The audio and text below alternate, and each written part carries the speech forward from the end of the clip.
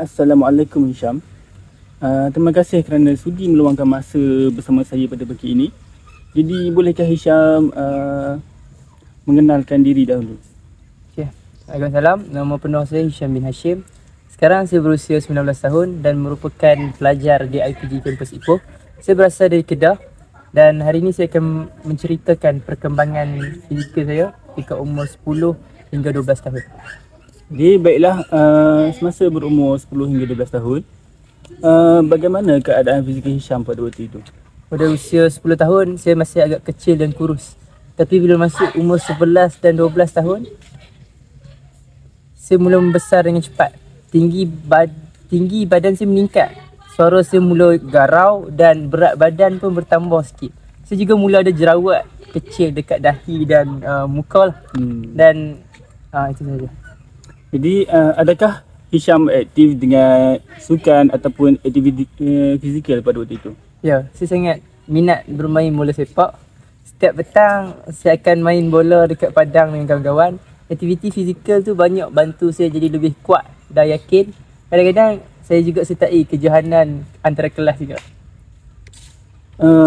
Ada tak perubahan fizikal yang buat Hisham merasa malu ataupun tak selesa? Ada. Masa suara saya mula berubah jadi garau. Saya mula nak baca kuat dalam kelas. Saya malu nak baca kuat dalam kelas.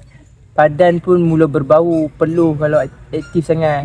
Masa tu saya mula belajar guna deodorant dan lebih jaga kebersihan diri. Dari segi akademik dan cara berfikir, apa perubahan yang Hisham perasan pada waktu 10 hingga 12 tahun?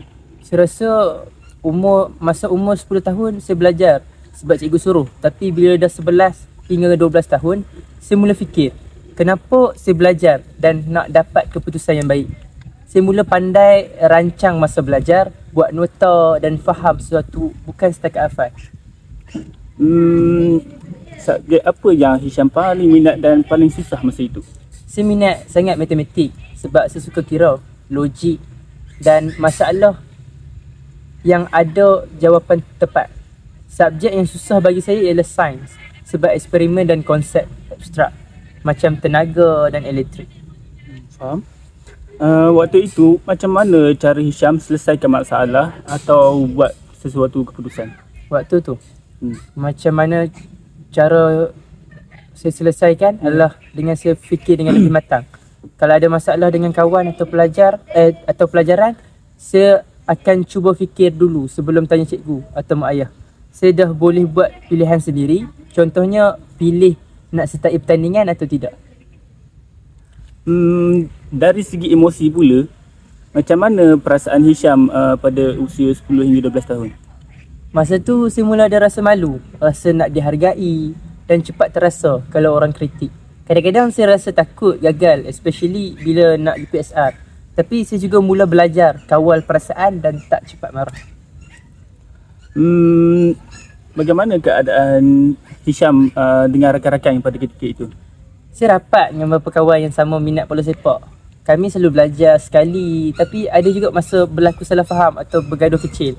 Biasa sebab ejek-ejek atau main kasar, tapi cepat baik balik. Bagaimana pula hubungan dengan keluarga? Dengan keluarga, saya rasa sangat disokong. Mak saya selalu tanya pasal sekolah dan bantu buat kerja sekolah. Ayah pula banyak beri nasihat untuk jadi tanggungjawab. Saya rasa selamat dan dihargai dekat rumah. Baiklah, terima kasih Hisham. Dan untuk akhir sekali, apakah satu perkara penting yang Hisham belajar daripada pengalaman usia 10 hingga 12 tahun? Saya belajar bahawa perubahan itu normal. Dari fizikal, emosi sampai cara kita berfikir. Semua orang akan lalui proses tu. Yang penting kita belajar sesuaikan diri, terima nasihat dan terus berusaha. Baiklah, itu sahaja daripada saya.